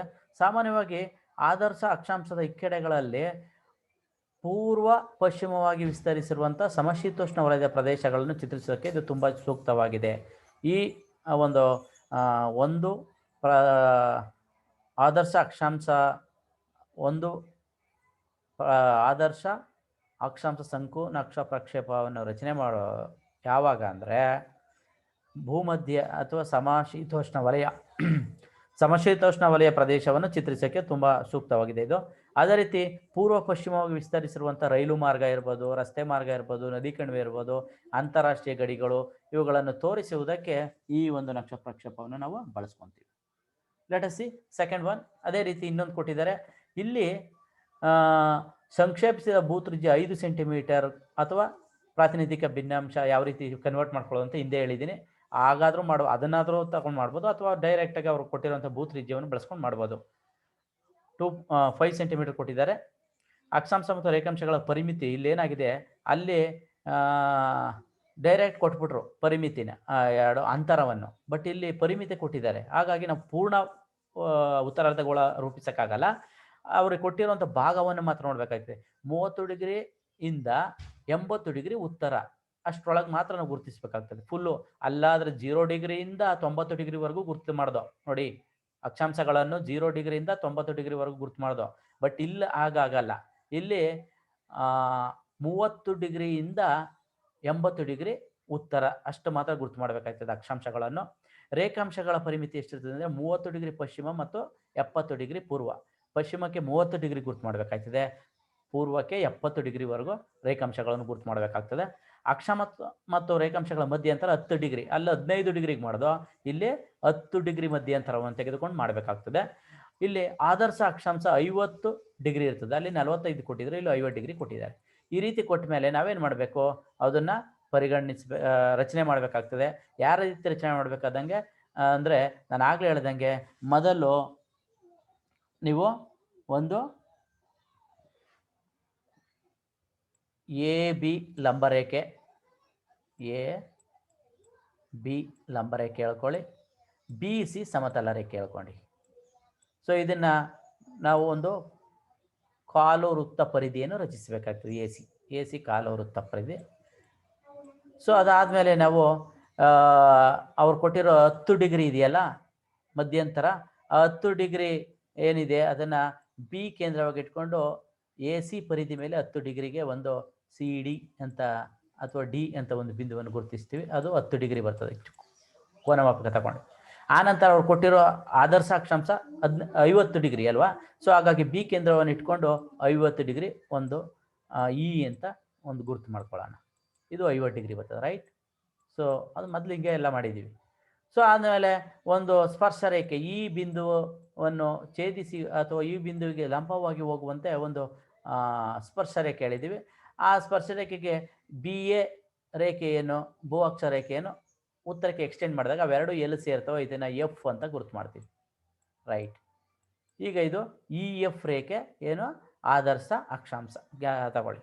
ಅದೇ ರೀತಿ CD ರೇಖೆ ಇದೆಯಲ್ಲ, ಇದರ ಅಂತರ ತೆಗೆದುಕೊಂಡು ಈ B ಕೇಂದ್ರವಾಗಿ ಇಟ್ಕೊಂಡು ಒಂದು ಸಣ್ಣ ವೃತ್ತವನ್ನು ರಚಿಸಿ, ರೈಟ್. ಆನಂತರ ನೀವು ಆ ಸಣ್ಣ ವೃತ್ತದಲ್ಲಿ AB ರೇಖೆ, ಸಣ್ಣ ವೃತ್ತಕ್ಕೆ GH ಅಂತ ಕೊಡ್ತೀರಾ, GH. ಆಮೇಲೆ AB ರೇಖೆಯ ಇಂದ ಒಂದು 45 ಡಿಗ್ರಿ 50 ಡಿಗ್ರಿ ಕೋನೀಯ ರೇಖೆ ಹೋಗಿದೆಯಲ್ಲ, ಅದಕ್ಕೆ ಸೇರಿಸಿ ಇದನ್ನು IJ ಅಂತ ಕೊಡಿ. ಇದು ರೇಖಾಂಶ ಗುರುತಿಸೋಕ್ಕೆ ಜ್ಞಾಪಕ ಇರಲಿ. ಅಕ್ಷಾಂಶ ಗುರುತಿಸೋಕ್ಕೆ CD, ಇದು ಈ ಅಂತರ. ಸೊ ಇಷ್ಟು ಒಂದು ಕಾಲು ಪರಿಧಿ ರಚಿಸ್ಕೊಂಡು ನೆಕ್ಸ್ಟ್ ಏನು ಮಾಡ್ತೀರಾ, ಒಂದು ಲಂಬರೇಖೆ ಹೇಳ್ಕೊಡಿ. ಇದನ್ನು ನಾವು AB ಅಂತಾದರೂ ಅನ್ಕೋಬೋದು, AB ಅಂತ ಹೇಳ್ಕೊಳ್ಳೋಣ. ಲಂಬರೇಖೆ AB ಅಂತ ಇಟ್ಕೊಳ್ಳಿವಿ. ಇದೇನು ಭೂ ಅಕ್ಷ ಅಥವಾ 0 ಡಿಗ್ರಿ, ಅಥವಾ ನಾವು ಅದನ್ನು ಏನು ಹೇಳ್ತೀವಿ, ಪ್ರಧಾನ ರೇಖಾಂಶ ಅಂತ ಕರಿತೀವಿ. ಇದು ಈ ಪ್ರಧಾನ ರೇಖಾಂಶ ಇದು. ಆನಂತರ ಆದರ್ಶ ಅಕ್ಷಾಂಶ ಹೇಳಬೇಕಾಗ್ತದೆ. ನಾನು ಆಗ ಹೇಳ್ದಂಗೆ EF ಎಷ್ಟು ಅಂತರ ಇದೆ ಅಂತ ತಗೊಳ್ಳಿ. ಒಂದು A ಕೇಂದ್ರವಾಗಿ ಇಟ್ಕೊಳ್ಳಿ. A ಕೇಂದ್ರ ಗೊತ್ತಲ್ಲ, ಉತ್ತರ ಧ್ರುವ ಕೇಂದ್ರ. ಇದನ್ನು ಇಲ್ಲಿ ಪಾಯಿಂಟ್ ಇಟ್ಕೊಂಡು ಒಂದು ಆದರ್ಶ ಅಕ್ಷಾಂಶ ಹೇಳ್ಕೊಳ್ಳಿ. ಇದು 50 ಡಿಗ್ರಿ ತೋರಿಸೋದು, ರೈಟ್. ಜ್ಞಾಪಕ ಇರಲಿ, ಇದು 50 ಡಿಗ್ರಿ ಆದರ್ಶ ರೇಖಾ ಅಕ್ಷಾಂಶ. ಇದಕ್ಕೆ ನಾವು ಬೇಕಾದ್ರೆ MNO ಅಂತ ಕೊಡೋಣ, ಅಥವಾ MNO. ಈಗ MNO ಅನ್ನೋದು ಆದರ್ಶ ಅಕ್ಷಾಂಶ ಎಷ್ಟು ಡಿಗ್ರಿ, 50 ಡಿಗ್ರಿ ಅವರೇ ಕೊಟ್ಟಿರೋದು. ಅದಕ್ಕೆ ಅಂತರ ಎಲ್ಲಿಂದ ತಗೊಂಡ, ಇದು EF ಅಂತರ, EF ಸ್ಪರ್ಶ ರೇಖೆ ಇದೆಯಲ್ಲ ಅದರ ಅಂತರ. ಈಗ ನಮ್ಗೆ ಆದರ್ಶ ಅಕ್ಷಾಂಶ ಸಿಕ್ತು. ಮತ್ತು ಇತರೆ ಅಕ್ಷಾಂಶಗಳನ್ನು ಗುರುತಿಸ್ಬೇಕು. ಹೇಗೆ, ಇಲ್ಲಿ ಇತರೆ ಅಕ್ಷಾಂಶಗಳನ್ನು ಗುರುತಿಸಕ್ಕೆ ನಾವೇನು ಮಾಡಬೇಕು, CD ಅಂತರ ತಗೋಬೇಕಾಗ್ತದೆ. ಹಾಗಾದ್ರೆ ಎಷ್ಟು ಮಾಡಬೇಕು, CD ಅಂತರ ತಗೊಂಡು ನಾವು ಎಷ್ಟು ಆದರ್ಶ ಅಕ್ಷಾಂಶಗಳನ್ನು ಅಥವಾ ಆದರ್ಶ ಅಕ್ಷಾಂಶಕ್ಕೆ ಸಮಾನಾಂತರವಾಗಿ ಎಷ್ಟು ಅಕ್ಷಾಂಶಗಳನ್ನು ನಾವು ಗುರುತಿಸಬೇಕಾಗ್ತದೆ. ಇಲ್ಲಿ ಸಾಮಾನ್ಯವಾಗಿ ಅವ್ರು ಹೇಳಿರೋದು 30 ಡಿಗ್ರಿಯಿಂದ 80 ಡಿಗ್ರಿ ಉತ್ತರಕ್ಕೆ, 30 ಡಿಗ್ರಿಯಿಂದ 80 ಡಿಗ್ರಿಗೆ ಉತ್ತರಕ್ಕೆ ತಗೋಬೇಕಾಗುತ್ತೆ. ದಕ್ಷಿಣದಿಂದ ನಾವು ತಗೊಂಡಾಗ 30 ಡಿಗ್ರಿ ಈ ಬಿ ಬಿ ಪಾಯಿಂಟ್ ಇದೆಯಲ್ಲ ತಳಭಾಗ, ಅದು ಅಲ್ಲಿ ಅದನ್ನು ನಾವು 30 ಡಿಗ್ರಿ ಅಂತ ತಗೊಂಡಾಗ 30ರಿಂದ 80 ಅಲ್ವಾ, 30 ಅಂತ ತಗೊಂಡಾಗ ಅವರು ಮಧ್ಯಂತರ ಎಷ್ಟು ಕೊಡ್ತಾರೆ, 10 ಡಿಗ್ರಿ ಕೊಟ್ಟಿದ್ದಾರೆ. 10 ಡಿಗ್ರಿ ಆಧಾರದ ಮೇಲೆ 30, 40, ಮಧ್ಯೆ ಒಂದು 40 ಬರ್ತದೆ. 50 ಆಲ್ರೆಡಿ ಇದೆ ಜ್ಞಾಪಕ ಇರಲಿ, 50, ಆಮೇಲೆ 60, ಆಮೇಲೆ 70, ಅವ್ರು ಕೊಟ್ಟಿರೋದು 80ರವರೆಗೂ ಜ್ಞಾಪಕ ಇರಲಿ, 80. ಹಾಗಾಗಿ ಉತ್ತರಕ್ಕೆ 3, ದಕ್ಷಿಣಕ್ಕೆ 2 ಮಾತ್ರ ತಗೋಬೇಕಾಗ್ತದೆ. ಉತ್ತರಕ್ಕೆ 3 ಆದರ್ಶ ಅಕ್ಷಾಂಶ ಇದೆಯಲ್ಲ, ಅದರಿಂದ ಉತ್ತರಕ್ಕೆ 3, ದಕ್ಷಿಣಕ್ಕೆ 2. ಯಾಕೆ ಅಂದರೆ ಅವರು ಕೊಟ್ಟಿರೋದು 30 ಡಿಗ್ರಿಯಿಂದ 80 ಡಿಗ್ರಿ ಉತ್ತರಕ್ಕೆ ಅಲ್ವಾ. ಹಾಗಾಗಿ ಇಲ್ಲಿ ಆಲ್ರೆಡಿ 50 ಡಿಗ್ರಿ ಮೆನ್ಷನ್ ಮಾಡಿಬಿಟ್ಟಿದೆ. ಅದರಿಂದ ಮೇಲಕ್ಕೆ ಎಷ್ಟು ಬರಬೇಕಿನ್ನ 50ರಿಂದ 80 ಅಂದರೆ 3 ಬರಬೇಕು. 3 ಪಾಯಿಂಟ್ ಇಟ್ಕೊಂಡಿದ್ದೀವಿ ಅಂದರೆ ಅದಕ್ಕೆ ಅಂತರ ಯಾವುದು, ಸಿ ಡಿ ಯಂತ್ರ. ಈ ಪರಿಧಿಯ ಮೇಲೆ ಬರುವಂಥ ಸಿ ಡಿ ಯಂತ್ರ ಅಂತಕೊಂಡು 3 ಬಿಂದುಗಳನ್ನು ಗುರುತಿಸಿವೆ. ಇನ್ನು ದಕ್ಷಿಣಕ್ಕೆ ಉಳಿದಿರೋದು ಎಷ್ಟು, 30ರಿಂದ ಅಂದರೆ ಆಲ್ರೆಡಿ 50 ಇದೆ, ಕೆಳಗಡೆ 40 ಮತ್ತು 30 ಎರಡು ಮಾತ್ರ ತಗೋಬೇಕಾಗ್ತದೆ, ರೈಟ್. ಸೊ ಆಗ ನೀವೇನು ಮಾಡ್ತೀರಿ, ಇವತ್ತನ್ನ ಎಗೈನ್ ಎ ಕೇಂದ್ರವಾಗಿ ಇಟ್ಕೊಂಡು, ಉತ್ತರ ಧ್ರುವ ಕೇಂದ್ರವಾಗಿ ಇಟ್ಕೊಂಡು ಸಣ್ಣ ವೃತ್ತಗಳನ್ನು ಆ ಬಿಂದುಗಳ ಮುಖಾಂತರ ಹಾದು ಹೋಗುವಂತೆ ಸಣ್ಣ ವೃತ್ತಚಾಪಗಳನ್ನು ರಚಿಸಬೇಕಾಗ್ತದೆ. ಇವು ಅಕ್ಷಾಂಶಗಳು, ಇತರೆ ಅಕ್ಷಾಂಶಗಳು. ಸೊ ಹಿಂದೂತ್ರದಲ್ಲಿ ನಾವು 0ಇಂದ ತಗೊಂಡಿದ್ದ, ಬಟ್ ಇಲ್ಲಿ 30ರಿಂದ ಅವ್ರು ಕೊಟ್ಟಿರೋದು 30 ಡಿಗ್ರಿಯಿಂದ. ಹಾಗಾಗಿ ನಾವು 30 ಡಿಗ್ರಿ ಅಕ್ಷಾಂಶಗಳ 30, 40, 50, 60 ಇಲ್ಲೇ ಇದೆ. 30, 40, 50, 60, 70,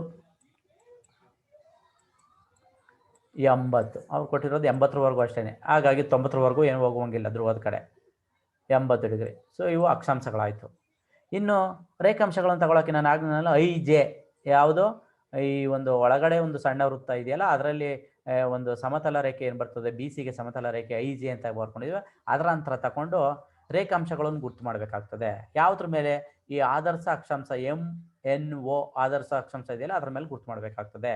ಎಷ್ಟು ಗುರ್ತು ಮಾಡಬೇಕು ಹಾಗಾದರೆ, ಸಾಮಾನ್ಯವಾಗಿ ಅವರು ಕೊಟ್ಟಿರೋದೇನು ಅಂದರೆ ಪೂರ್ವಕ್ಕೆ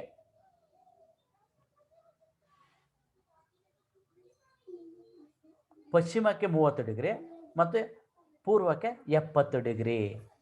ಸೊ ಇಲ್ಲೇನು ಮಾಡಬೇಕು, ಆಪೋಸಿಟ್ ಡೈರೆಕ್ಷನ್ ಕೊಟ್ಟರೆ ನಾನು ಹಿಂದೆನೇ ಹೇಳಿದ್ದೀನಿ, ಕೂಡ್ಕೋಬೇಕಾಗ್ತದೆ, ಪ್ಲಸ್ ಮಾಡ್ಕೋಬೇಕಾಗ್ತದೆ. ಟೋಟಲ್ ಎಷ್ಟು, 70, 30, 90 ಆಯಿತು, ಸಾರಿ 100 ಆಯಿತು.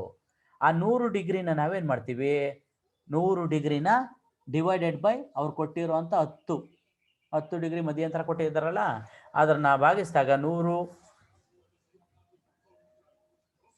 ನೋಡಿ ಎಷ್ಟು ತಗೋಬೇಕು ಅಂದರೆ ರೇಖಾಂಶಗಳನ್ನು ಅವರು 30 ಡಿಗ್ರಿ ಪಶ್ಚಿಮಕ್ಕೆ, ನೋಡಿ ಇಲ್ಲಿ ಪಶ್ಚಿಮಕ್ಕೆ 30 ಡಿಗ್ರಿ, 10, 20, 30 ಬರುವಂಗೆ.